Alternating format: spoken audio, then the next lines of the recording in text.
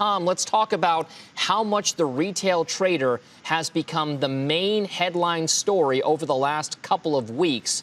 Why is it that we're paying so much attention to what they're doing? I mean, the retail trader's always been important because, you know, when I did internet in the 90s, they were the ones that really discovered internet stocks. And as you look back, even stocks like Netflix.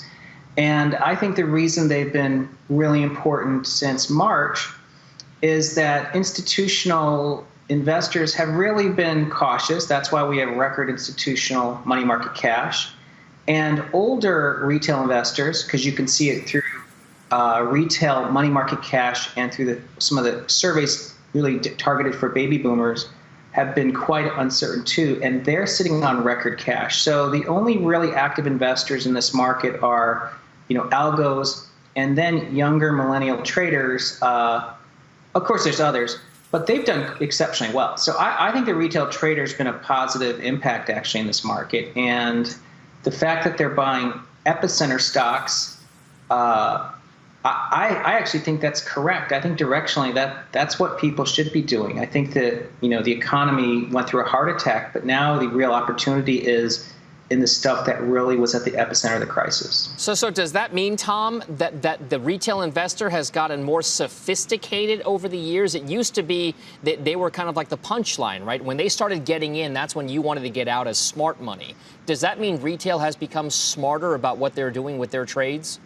Absolutely. I mean, number one, look at some of the big retail names in the past couple of years. Tesla, I mean, it's been a monster, absolute monster. I mean, the institutions have been shorting that stock. And if it's not in the Russell 1000 or if it's not in the S&P 500, people ignore it. I think information is definitely at the fingertips of people now because of social media. And look, we can all now access financials online. People can build APIs.